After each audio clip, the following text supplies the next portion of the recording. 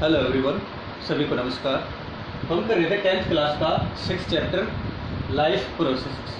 इस चैप्टर के अंदर जो इसका फर्स्ट पार्ट था हमने न्यूट्रिशन वाला वो कंप्लीट कर लिया था और लास्ट लेक्चर के अंदर हमने पढ़ा था digestion in human being. Our next chapter topic is respiration. What is respiration? Respiration is a complex process in scientific language. It included two main process in it: exchange of gases O2 and CO2, and the breakdown of food into energy in the cells. So this is the complex process. It including the two main process in it: exchange of gases, oxygen and carbon dioxide, and breakdown of food, digested food into energy in the cells.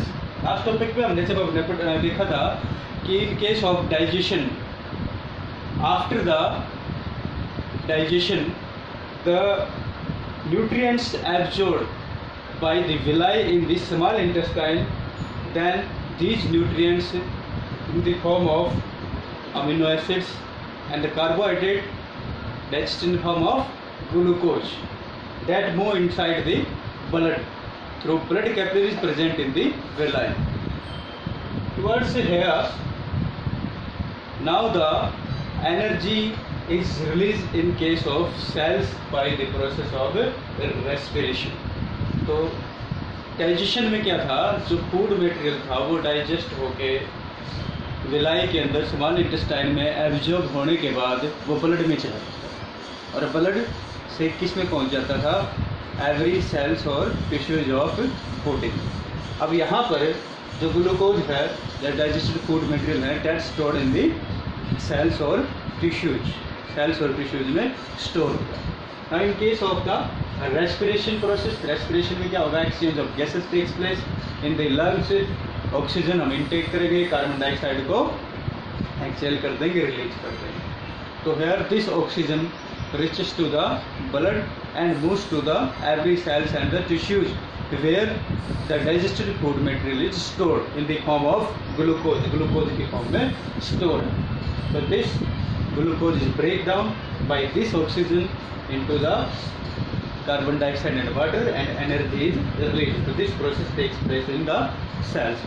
So it including the two processes: breathing and cellular respiration. Breathing simply involving the exchange of the gases, intake of oxygen and exhale of carbon dioxide. That is simply breathing. जो हम सांस लेते हैं, oxygen लिए हमने, carbon dioxide बाहर छोड़ दे, तो that is breathing. And the cellular respiration, breathing के पास स्टार्ट होता है सेल्स के अंदर। ये जो ऑक्सीजन हमने इनहेल किया है, it acts on the stored digested food material, that is glucose के साथ रिएक्ट करता है एंड एनर्जी को रिलीज करता है। That is the cellular respiration. तो it including the two main functions: exchange of gases O2 and CO2, oxygen and carbon dioxide, that's by the process of breathing. And second is the breakdown of food or digested food material into the energy in case of cells or tissues. So this is the complex process in the scientific language. Breathing and cellular respiration, these two functions are the main functions of respiration. अब देखिए respiration में क्या होता है। मैंने आपको बताया था जो carbohydrate present in our food है, it gets stored in the form of glucose in the cells और टिश्यू। ग्लूकोज की फॉर्म में स्टोर हो जाता है। Glucose having the 6 carbon molecules, C6H12O6 इसका formula, C6H12O6, that is the glucose. तो glucose कितने कार्बन मॉलिक्यूल हैं? 6 कार्बन मॉलिक्यूल्स। साइटोप्लाज्म में क्या होता है? सेल के साइटोप्लाज्म में ग्लूकोज जो 6 कार्बन मॉलिक्यूल वाला है, it break down into the pyruvate. इसमें ब्रेक डाउन हो जाता है, ग्लूकोज पायरुवेट में ब्रेक डाउन हो जाता है। पायरुवेट है अंदर 3 carbon molecules. Now this the common process, glucose break down into the pyruvate. यहाँ तक कॉमन है सभी लिविंग ऑर्गेनिजम्स। उसके बाद जो रेस्पिरेशन है, इट अकर्स इन 3 टाइप्स, 3 तरह से। In absence of oxygen, in yeast cells absence of oxygen में यहाँ पर जो पायरुवेट है it break down into the ethanol. Pyruvate किस में टूटेगा? इथेनॉल में टूटेगा, प्लस कार्बन डाइऑक्साइड में, और साथ में क्या रिलीज होगी? एनर्जी रिलीज होगी। तो this is also anaerobic form of respiration. ये बाद में हम डिस्कस करेंगे पूरा। तो इस सेल में ये पायरुवेट अब्सेंस ऑफ ऑक्सीजन की एब्सेंस में, ऑक्सीजन की यहाँ पे नीड नहीं होगी, इथेनॉल और कार्बन डाइऑक्साइड में टूट जाएगा, प्लस एनर्जी निकलेगी। तो इस cells in absence of oxygen this pyruvate molecules of 3 carbon molecules break down into ethanol and carbon dioxide। Ethanol और कार्बन डाइऑक्साइड में टूट जाता है and energy release. Second, in lack of oxygen in our muscles, हमारी muscles में oxygen की lack में ही it converted to lactic acid, pyruvate converted into lactic acid plus energy release. तो मसल्स में जब एटन हो जाती है तो लैक्टिक एसिड वहाँ पर प्रोड्यूस होता है। तो this also takes place in lack of oxygen, साथ में एनर्जी निकलती है। And the third and the very common type of the respiration और that break down of the pyruvate molecule in presence of oxygen into the carbon dioxide and of water plus energy release. This the common functions performed in mitochondria of the every cells of organisms। तो ये mitochondria में process होगी, this is in the presence of oxygen, तो carbon dioxide and water plus energy. तो this is the, देखिए this in yeast में और muscles में इन एब्सेंस और लैक ऑफ ऑक्सीजन है तो दैट इज लेस, और एब्सेंस ऑफ ऑक्सीजन जो रेस्पिरेशन होगी that is known as anaerobic respiration. And in presence of oxygen है तो that is mitochondria of cells, this is known as the aerobic respiration. तो इसको क्या कहेंगे? एरोबिक रेस्पिरेशन कहेंगे इन presence of oxygen.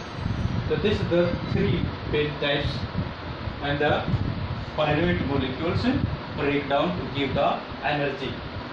The above two, these upper two are anaerobic form of respiration and this is the aerobic form of respiration occurring in mitochondria of the every cell. So these 3 types of breakdown of the pyruvate molecule into the ethanol, lactic acid and carbon dioxide and water at different phase. So here we studied about this respiration, किस तरह से takes place होती है। तो we divide the respiration mainly of 2 categories, aerobic respiration and anaerobic respiration. This is the important question asked many times your examinations of the 10th class board examination में पूछा गया कई बार। तो aerobic और anaerobic respiration में difference पूछा जाता है। So these are the main 5 differences in between the aerobic and anaerobic respiration. So first thing, aerobic respiration takes place in presence of oxygen। तो aerobic respiration किसके प्रेजेंस में होती है? ऑक्सीजन की प्रेजेंस में takes place। anaerobic respiration takes place in absence of oxygen। anaerobic क्या होगी? absence में होगी oxygen. Second, in aerobic respiration complete breakdown of glucose molecule into the CO2 and H2O। तो एरोबिक में क्या है? कंप्लीट ब्रेकडाउन होता है ग्लूकोज मॉलिक्यूल का, किसमें? कार्बन डाइऑक्साइड में और वाटर में। जबकि एनारोबिक रेस्पिरेशन में incomplete oxidize of the glucose molecule into ethanol and lactic acid. यहाँ पर क्या होगा? इनकम्प्लीट ऑक्सीडेशन होता है किसका? ग्लूकोज का, इथेनॉल और लैक्टिक एसिड। देखिए यहाँ देखा था इथेनॉल और लैक्टिक एसिड। तो these are the anaerobic types of respiration. Third, यहाँ पर जब कंप्लीट ग्लूकोज ऑक्सीडाइज हो जाता है, ब्रेक डाउन हो जाता है कार्बन डाइऑक्साइड वाटर में, तो 38 ATP ऑफ एनर्जी रिलीज है। तो large amount of energy release in the aerobic respiration. कितने ATP? 38 ATP एनर्जी रिलीज होती है। जबकि एनारोबिक रेस्पिरेशन में तो यहाँ पे कंप्लीट ऑक्सीडेशन नहीं हो रहा है, कंप्लीट ब्रेक डाउन नहीं होता ग्लूकोज मॉलिक्यूल का, तो यहाँ पर सिर्फ 2 ATP, 2 ही ATP एनर्जी के रिलीज होते हैं। तो that small amount of energy release in anaerobic respiration. Fourth, aerobic respiration takes place in cytoplasm and mitochondria of the cells. तो बॉडी सेल्स के साइटोप्लाज्म और माइटोकॉन्ड्रिया में एरोबिक रेस्पिरेशन होती है, और जबकि जो anaerobic respiration it takes place in cytoplasm only, it do not takes place in mitochondria. Mitochondria इसमें इन्वॉल्व नहीं होता है। और fifth and last, aerobic respiration occurs in most of the organisms और higher organisms। तो सारे लिविंग जो organisms हैं, तो most of having the aerobic mode of respiration। और जो anaerobic respiration है, it takes place in yeast, bacteria और some parasites like tapeworm। तो ये किस में होती है? yeast में, बैक्टीरिया में, कुछ पैरासाइट में या बॉडी की मसल्स में होती है। That is the difference between the aerobic and anaerobic respiration। एक बार फिर बताता हूँ, एरोबिक ऑक्सीजन की प्रेजेंस में होगी, एनारोबिक ऑक्सीजन की अब्सेंस में होगी। एरोबिक में कंप्लीट ब्रेक डाउन होता है ग्लूकोज का कार्बन डाइऑक्साइड और वाटर में। एनारोबिक में इनकम्प्लीट ऑक्सीडेशन होता है ग्लूकोज का लैक्टिक एसिड और इथेनॉल। एरोबिक में 38 ATP रिलीज होते हैं, large amount of energy release होती है, और जबकि एनारोबिक में सिर्फ 2 ATP of energy release, small amount of energy release. Aerobic respiration takes place in cytoplasm and mitochondria of the cell, जबकि जो एनारोबिक है टेक्स प्लेस इन साइटोप्लाज्म, इसमें माइटोकॉन्ड्रिया इन्वॉल्व नहीं होगा। And the fifth one is most of the जो organisms हैं they having the aerobic mode of respiration, but anaerobic takes place in or occurs in yeast, bacteria or some parasites like the tapeworm। तो यहाँ पर देखिए, यहाँ पे ATP का जिक्र आ रहा। तो when this glucose molecule of pyruvate break down into the simpler ethanol, lactic acid or carbon dioxide and water etc, तो the energy release here, तो this energy release in the form of ATP, ATP के form में release होती है। तो full form of ATP is adenosine triphosphate।